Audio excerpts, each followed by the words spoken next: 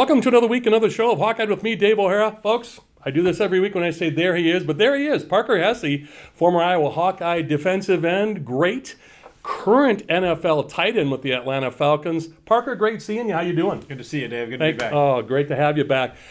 Parker and I are going to talk today about a bunch of things. Parker's kind enough to join us for the whole show and in studio. Just got back from OTAs, organized team activities in the NFL, mandatory, by the way. So he was there. We're going to talk about that. And in his opening segment, Parker and I are going to talk about a great function he's going to be a part of again with our buddy Jake Gervais, who Parker brought him on last year with us. And it's the Rally for Reid Foundation football camp, and they raise great funds. And folks, as you know, anything to do with Fight with Flash Foundation for us, or Tater Tough, or Rally for Reid, and I've spoken to Mr. and Mrs. Gleason in the past, not on this show, but anything we can do with kids and fighting cancer or fighting cancer in general, we're a big part of. So very happy to have Parker here with us today. But Parker, since you've been back, you've been busy. You and Mariah and your little girl Hadley got to celebrate Father's Day. You've been to the farmer's market. I know in the off season you stay here in Iowa City. You got your brother getting married next weekend, so you're going up to Northeast Iowa. Man, I think you mean to go back to football camp so you're not so busy, right?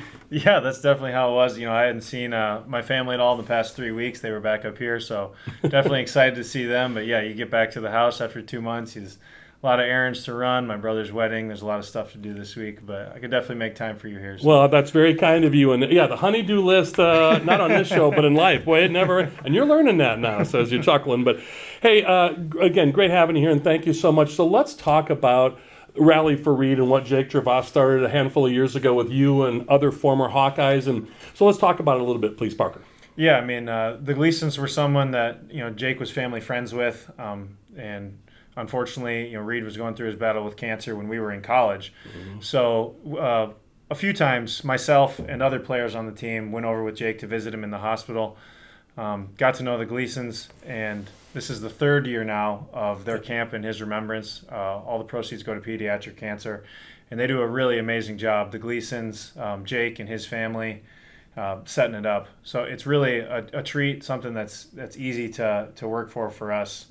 We don't have to go through all the stuff planning it out. They take care of that. But we just show up and we get to have a good time with a bunch of kids. So like I said, not only setting up the weekend for the kids attending the camp, but it's fun for us to all get back together and kind of catch up. We all got busy lives going our separate ways now. But we can come back and kind of reminisce on the last year and old times. So yeah, I think that's wonderful for many reasons. Obviously, for the Gleason family and children with pediatric cancer or any type of cancer. And again, we do that with Fight with Flash here in Tater Tough with the AYA program at Stead Family Children's Hospital, University of Iowa. But Parker, the intriguing thing is we talk about a good time with kids. The kids love it, but I can see it in your eyes and your face. And we had Jake on here last year with us, and I was going to jokingly say, man, he wins the Super Bowl and doesn't show up, but he showed up last year after. So let's give him the berries on that one. We'll say you show up and gloat after winning the Super Bowl, but now he can't. But he's been busy with putting this together, and so Parker, again, kind enough to be the spokesperson this year without Jake. But the intriguing thing to that is I think you guys have as good a time than the kids do. Just seeing some of the pictures and the personal testimonials and accounts from you and Jake and some of the other players that I've had on this program, it's got to be a real shot in the arm. All you guys are in the NFL. You come back, you get to exchange either horror stories or glory stories. That's got to be the biggest part of it, isn't it? The camaraderie? Yeah, that's definitely a huge part of it. Jake started setting up stuff, the day before for us to do, to eat and spend a little time together. But yeah, like I said, the whole weekend has just run so well that it's really easy, really convenient to come back and make it work. So I got to ask then, and you just bring this to mind right there when I saw the devilish look in your eye. Who's had the best story, or who has the best stories when they come back from their NFL experience? Who have you heard, former Hawkeyes, that you don't have to indict anybody and say what the story was, but who can really sling it? Who has the best stories? I mean, that's really hard. I mean, honestly, I feel like I enjoy more catching up with my former teammates who no longer play football. Oh, okay. Because people who play in the NFL, I mean, sure, they have unique stories that I can laugh at and stuff, but for the most part, they're doing the same stuff that I still do on a daily basis. So for me, and we'll still be in contact, throughout the year. You'll see them, in a meeting, you'll watch them on a clip and say, hey, I saw you, whatever, got knocked down or whatever, nice play, something like that. But sometimes it's harder to stay in contact with the guys who are no longer playing, and just to hear what they're up to and what their lives are like is honestly more entertaining. So let's talk about this part, and we'll talk about this at the end of the show too when we talk about NIL and the current athletes. There's got to be something in the water, and you folks, you and I have talked about this before.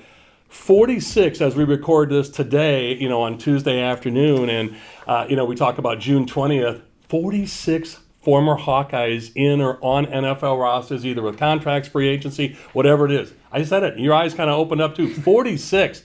That is amazing. And when you talk about player development at Iowa, and we talked about this last week with Matt Gatens about Fran McCaffrey's player development. Boy, I don't think there's any better example of that than Kirk Ferentz and the staff there. 46, Parker, in years leading up to that, you guys, the Hawkeyes, were in the top 5 of former colleges with former players in the NFL. Yeah. And then we're talking about this year, I think it was 8th, they were tied with Auburn.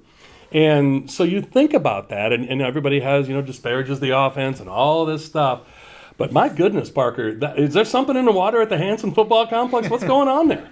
Yeah, I mean, like we've alluded to before, I mean, it's just the way we develop and the way the expectations we have for players coming in. There's a lot of places, and I didn't know until I've gone to the NFL and talked to other guys about their college experiences where, people aren't expected to do things for themselves. They kind of hold your hand around campus, do whatever it takes to get you out on the field on Saturday. Yeah. And that's just not how it is here. Like, you're expected to handle your own business in the classroom. You're expected to show up on time, be prepared, be ready to go. And that's something that, those are skills that obviously transfer to the NFL, but, those are skills that make you successful anywhere in life. So, that and, just that we still practice football, right? We still put the pads on. We still hit each other. I know there's a lot of people that are going away from that, but that's still how when you kick off on game day, that's still how it's played. You got to block people, you got to defeat blocks, you got to tackle people and defeat tackles. So yeah. I remember you talked about that. We were talking about last spring when you were on via Zoom, and you've been here in studio before as well with us. And yeah, we have talked about this before, but it bears repeating with you the way it's laid out for you at Iowa. And you mentioned that you said sometimes spring ball was, because you guys are getting after it, and a lot of places don't. And you're like, spring was just, sometimes it was tough getting through. And I could just hear it in your voice again now, where iron sharpens iron. I guess that's the easiest way to say it, right? Yeah, absolutely. I mean, and then once you see, guys who, are from where you're from, whether it be in Iowa or anywhere in the Midwest or wherever we recruit from, and, they go through and they get better and better and they have a career, it's a lot easier for you to attain when you say, I've seen this guy do it, I've seen this guy do it. Well, if they can do it, I can do it. Yeah, I mean, it's all laid out. And you and Jake both talked last year about expectation. Like you said, this is the way it is. This is what you're going to do. And you had mentioned, too, when you first got on campus, it's a job. I mean, this is what you're going to do. And you said, too, you wanted to complain and say something to somebody, but everybody else is going through the same thing. And I think that's the other thing. You all go through it together. Absolutely. Yeah, that's that's just like we talked about before. What kind of forms those bonds is, you want to complain, but then you realize everybody else on the team, they've gone through being a freshman, having classes, study hours, and first lift group every day. So there's it's definitely doable, but there's no one to complain to. Yeah, I was going to say you've all been there before. But hey, we're going to have more with Parker Hesse. He's going to stay for the whole show, so we've got 2 more segments with him. We're going to talk about, reiterate again about the Rally for Reid camp that he's a part of with Jake Gervais and many other former Hawkeyes in the Davenport area upcoming. So, and from what I gather, it's at capacity. And last year you guys were at beyond capacity, and it's well attended. Year 3 now. Great work. Congratulations again, you and Jake and the rest of the guys. Great work you're doing. But we're also going to talk to Parker about the current state of college athletics. So we're going to talk about his NFL career when we come back, and then also what college athletics is up to right now. So back with more Parker Hesse. I'm Dave O'Hara with Hawkeye. We'll be back with more in just a few moments. To have a strong finish, you need an excellent start. It's true on the track and also in the field. That's why Merschman Seeds works tirelessly to deliver cutting-edge technology year after year. Introducing Starting Line, Merschman Seeds' latest advancement in seed treatment, now providing added protection from white mold and sudden death syndrome all season. Ask for Starting Line seed treatment from Merschman Seeds, your friend in the field.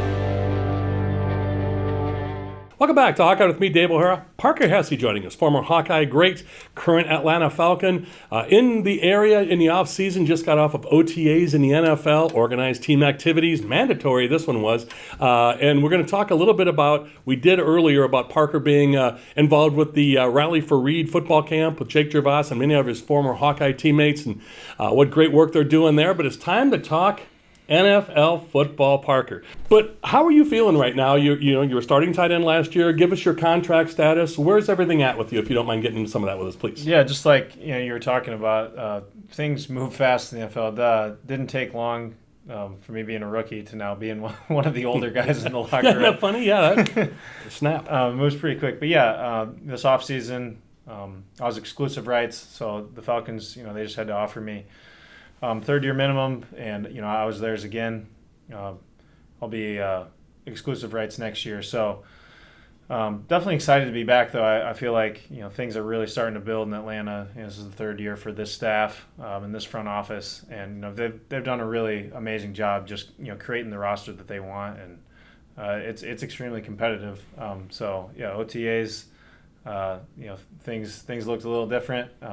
And I imagine camp, it's going to be really competitive too. So let's talk a little bit about what the Falcons are going to bring to the table this year, at least on the offensive side of the ball. Yeah, like you said, the Falcons have used their last 3 first-round picks on offensive skill guys.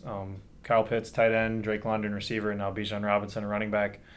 So yeah, you combine that with Cordell Patterson, Tyler Algier ran for 1,000 yards last year.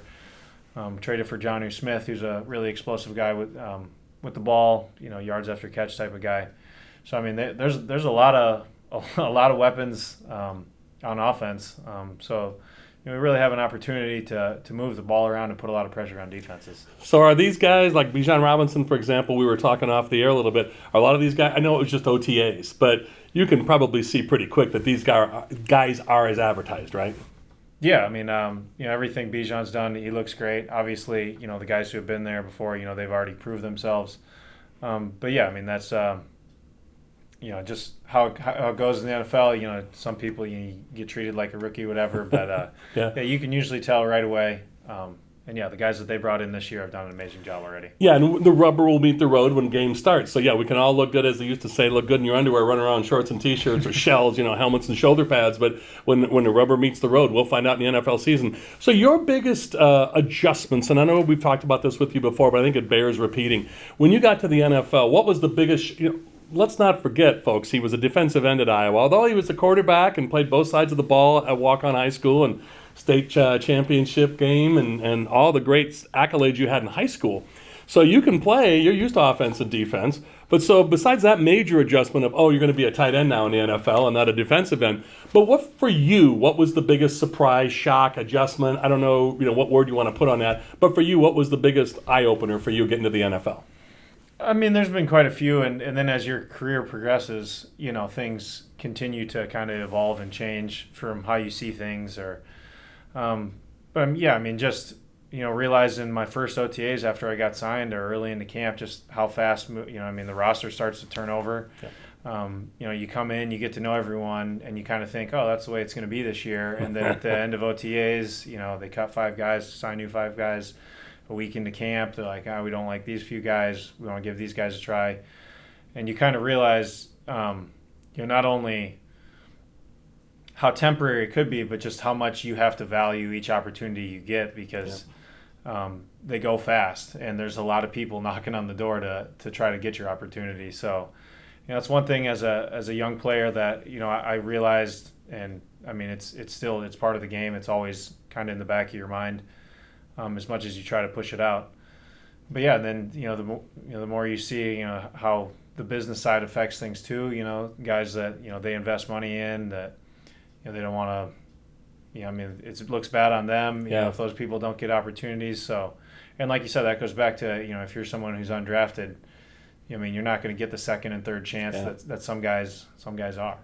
The intriguing thing, when you and I have talked about this in the past too, is a lot of guys will say to me, "Well, Dave, it's the speed of the game, the pace, and not in college."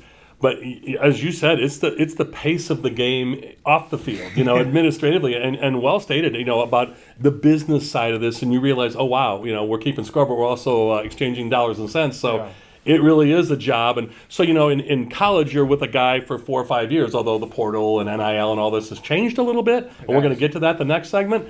But in the NFL, like you said, you're thinking, okay, cool, we're set now for this lineup. And you're like, again, that's why they say NFL, not for long. It's very temporary. So when guys know that, I'm always very curious, and I know the answer because I've talked to many athletes, but for the viewers out there, is it dog-eat-dog every day at practice? I mean, you guys get along in the locker room. I mean, you see some veterans helping younger guys, but I'm always curious to hear your story and other guys in the NFL when you talk about relationships, because eventually, if they're training you or helping you, as you're kind of smiling with me, you might be training somebody to replace you. So talk about those relationships a little bit, if you would, for us, please. That's something that, I've found to not really be an issue. Guys Great. do a tremendous job. Great. More or less, at the end of the day, you kind of got to realize, my performance is all I can control, right? So I got to work on doing the best I can. If they want someone who's got a different build than me, who runs faster than me, what have you, that's kind of out of my control. Yeah. You can only work with, some of those natural abilities. You are what God gave you. Yeah, that's right. And it doesn't really service you at all to worry about things like that when, you do have in your control, how prepared you are, how well you can focus, how well you can execute the things that you're asked to do on the field. So, and like I said, it's something you don't forget, that things are temporary and that things move fast, but it doesn't always behoove you to keep that in the forefront of your mind. Sometimes you got to think, hey, I'm just developing. I got to keep getting better. And if something changes. That's out of my control. One more segment left. Parker Hesse, former Hawkeye great, current Atlanta Falcon great. I'm Dave O'Hara with Hawkeyed. Parker, former Iowa Hawkeye defensive end, and now current Atlanta Falcon starting tight end in the NFL. I'm Dave O'Hara with Hawkeyed. We'll be back with more in just a few moments. Who do you trust to produce the best yield? A seed company that's chasing technology, or a seed company that's writing a book on it? Mershman Seeds is a leader in technology. We're independent and family-owned. Our sister company, MS Technologies, provides access to world-class traits and genetics. And our starting line seed treatment is second to none. Who can you trust with your yields? Mershman Seeds, your friend in the field. Welcome back to Hawkeye with me, Dave O'Hara. Parker Hesse here for the whole show. Thank him again so much for your time, Parker. And obviously want to promote the Rally for Reid football camp he's a part of with Jake Gervais and all the other former Hawkeyes going to be there at capacity. And I do want to highlight that one more time in this last segment. What a turnout it's been. Year 3, and man, it's like this thing's been going on for 20 years. The publicity, press, but also the big names you got coming in, former Hawkeyes. And we mentioned a few early. I don't want to put the hook on anybody in case they don't show, but you guys, and as you said, how well it's run administratively. But I just think the great time and the great turnout you see and volunteers, and it's at the Assumption complex, or that new sports complex at Davenport where Jake went to high school. But I smile every time I think about it with the camaraderie, but the kids, and you guys seem to have as good a time, if not more so than the kids do. Yeah, it's really a treat. Last year we had over 500 kids show up, so yeah, it's a really fun day for everyone there. So. Great stuff. I see the smile on your face, for you included. But so let's you and I talk about a brave new world. We're talking off the air, and I want to bring it on the air. Folks, you got to remember, and Parker said this to me, and I will lose the reaction, but your initial reaction when I said to him, how would you be working with the NIL now in the transfer portal? And you go, I don't even know any players now. I've been gone 5 years. Think about that from when you left to, you talk about a business and moving fast. The portal and now NIL. How would Parker Hesse, let's say you were a junior this year going into your senior year, what would your adjustment be? Cade McNamara's coming in as the quarterback. You went from where you were a year or two ago, and now Cade's here. The tight end room with Lachey, but then all comes in. All the changes and going on in it, the transfer comes in from Virginia at linebacker, defense that you can relate to. Let's talk about some of that. And boy, what a shot in the arm that is for a program to get players like that. But it wasn't like that back in your day. If you transferred, you had to sit out a year, especially transferring into Big Ten from like Michigan to Iowa. Yep. You had to sit forever. So how the world has changed, Parker. Let's talk about it. Yeah, like I said, I don't really have a whole lot of firsthand experience. That's amazing, too. 5 years has changed that much. Yeah, because so much has changed in the last 5 years. And like I said, people who are my former teammates, they're all pretty much all out of college now, too. But yeah, I think it's great. I think it's great that the revenue that players bring in, not only to universities but to the surrounding areas. I mean, is getting shared with them. That's a really great thing. It'll be interesting to see with the transfer portal, how far it goes, because obviously, people who are great players or have that marketability, they're always going to be able to go to the highest bidder or act in their best interest. But, from what I understand, there's a lot of people in that enter the transfer portal and, don't really end up with offers or, the type of attention that they expected. So it'll be interesting to see, if it swings back where, any, certain programs or people start to value loyalty over.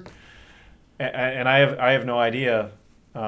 You've hit upon something. I want you to finish your thought. I didn't want to interrupt you, but I didn't mean to point at you and distract you. But I've got a follow-up to that you bring up a great point. I want to follow up on that. So continue, please. Yeah, I mean, and just when you think of building a team, it's obviously you need talented players. You need people to make plays and break games open. But you also need to have, a culture in place or, working relationships in place. And you can't be swapping out every single starting position every single year if you want to be at the top of your league. But I think you brought up a key point, that loyalty. Is there going to be a thing to loyalty? Because we've seen guys now, and I can't give you the names, but there are 4 or 5 guys in D1 that have been to 3 programs in 4 years, or 4 programs in 5 years with their COVID year. And that's a great question to wonder about loyalty, not just with the community, but your teammates. Who's coming in? What's happening? Does this guy know the program? I'm very curious on your thoughts about that. Yeah, I think definitely from building a team perspective, trust. There's certainly role guys. You have to have that sense of trust between a coaching staff and then from teammate to teammate, and then just having that sort of identity. And then you also look at certainly there are people that they get themselves in a better situation, and they should definitely be allowed to do that. But you talk about guys who are on their 3rd program in 4 years. What does that say about who they are as a teammate or what they contribute? Because if things were going really well, they were winning their conference, competing for national title, chances are they wouldn't be leaving. So someone who keeps hopping around looking for a different opportunity, maybe it's not always that it is the next step for them, is they're just not ready to see any opportunity through. And this question I think about often with guys like yourself, and the response is never what I think it's going to be, but with you I know it is, because you and I have talked about this before, but I think it bears repeating. I've talked to a lot of former major league players. My radio shows, I do a lot of baseball stuff as well, and we're having Rick Heller on, by the way, next week, folks, so get ready for that. We're doing a follow-up to the great Heller ball season of this last year. But, baseball guys say, I don't begrudge these guys making multi-million-dollar a year now. Back in the 80s and 90s when I played, I only made $1.2 million. My question, and I could see your answer already, and I know the answer, but I think it bears repeating. So you don't look at these kids now and go, man, I wish I would have had that 5 years ago. I busted my tail and, got a scholarship and, got to, win Big Ten titles and play for Big Ten titles, but these kids are getting paid now. Your thoughts on that? Because I know you're not a bitterman like that, but I'm well, just... I mean, obviously I wish I had the opportunity to also of course cash in. Yeah. But yeah, no, that's definitely something that is long overdue. I mean, college athletics is, not just a huge part of, the economy across the country and so many college towns, but I mean, just part of like our culture. It's kind of, how we identify, where we are. So it's, it's about time that, people who keep that system going are, get to cash in on it. But yeah, obviously I wish we you're like, wait a second, it, Dave, I'm not so okay with it. Started it another 5 years earlier or something. But do you ever foresee, to your exact point, and we've talked about that about football a lot, and I'm really glad you brought that up. And closing up here, do you see a cap ever being put on this? Because eventually, I'll just say it, the Alabamas of the world, and I don't want to make fans upset, but, Iowa lost a player, and that was a certain school that got one of the players. But it comes down to, as they always say, money talks, and what walks. And so my question to you would be, do you foresee a cap coming on? At some point, is there a cap, or is it just going to be the wild, wild west from here on out in college sports, especially in football?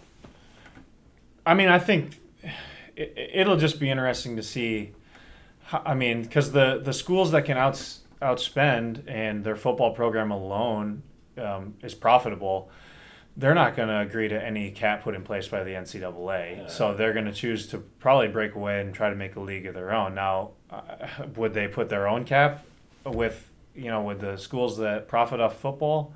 Try to put their own cap? I have no idea. Yeah. But yeah, I mean, like you said, right now it is kind of the wild, wild west, and you think within the next 5 years there's going to be some sort of forces that bring a little more stability to it. You'd hope, yeah. Parker, thank you so much. Great seeing you. Appreciate it, Dave. Thanks for having me. Truly my pleasure. You're welcome. So for Parker Hesse, I'm Dave O'Hara with Hawkeye. Thanks also to you, the viewers, and my production partner, Michael Merrick. So for Hawkeye, that's all from us. Thanks to all of you. And as always, thanks for staying tuned at the end of the program for these rolling credits to give our advertisers and sponsors the attention and credit they so richly deserve. And as always, to our aforementioned guests and to you, the viewers. That's all from us at Hawkeye. Thanks to all of you.